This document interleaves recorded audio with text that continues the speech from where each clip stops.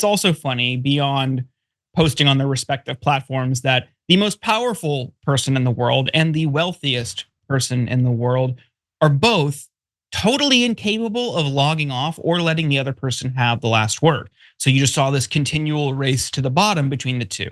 And I think on that front, what most people saw or heard about more than anything else was Elon Musk bringing up Trump allegedly being in the Epstein files. The first of several tweets was this: time to drop the really big bomb. Real Donald Trump is in the Epstein files. That's the real reason they have not been made public. Have a nice day, DJT. He continued, mark this post for the future. The truth will come out. Musk also replied with yes to right-wing provocateur Ian Miles Chong's suggestion that Trump be impeached and replaced with JD Vance. That wasn't the only tweet about Epstein and Trump, though. He used his favorite emoji to remind people of a couple of facts.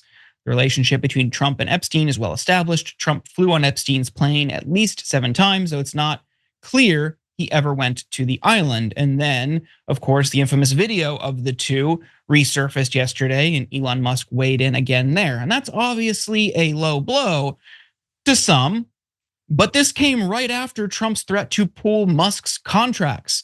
If you hadn't seen that back and forth, Donald Trump posted the easiest way to save money in our budget, billions and billions of dollars, is to terminate Elon's governmental subsidies and contracts. I was always surprised that Biden didn't do it, to which Elon replied, in light of the president's statement about cancellation of my government contracts, SpaceX will begin decommissioning its Dragon spacecraft immediately. And what Donald Trump said is true. You would save billions of dollars by canceling these contracts. In fact, a lot of Elon Musk's wealth is derived from these contracts because his wealth is tied up in the stocks for these companies that get billions of dollars from the government. How many? SpaceX and Tesla have received $22.5 billion from federal unclassified contracts since the 2000 fiscal year. After a random person suggested he, quote, cool off and take a step back, he said, good advice. Okay, we won't decommission Dragon. And Brett, there's a couple things here. You got the Epstein angle, you've got the government contracts angle. Who comes out on top here? No one does. That's the problem. So here's the problem. I love Let Them Fight. I love the segment. I love watching them fight. But here's the problem is, like, they could make up in 2 seconds and make that faction stronger, and no one else's voices of opposition are anywhere near this in terms of high profileness or relevancy. That's the problem.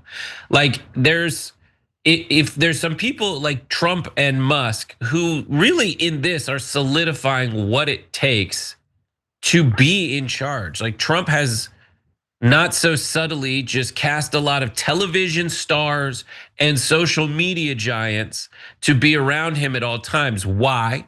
Well, my conjecture would be that in the same way that Kennedy was better than Nixon when the television was invented, because Nixon looked like an idiot and sweaty and gross during a debate, and FDR harnessed the radio.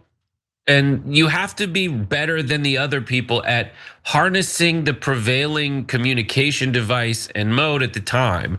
And what's sad for the Democrats, and what's sad for liberals, and what's sad for leftists, and what's sad for populists, true populists, is like there's no one else in this conversation. So everybody there is just praying it really does burn up like one of the rockets that Elon's maybe decommissioning or maybe not.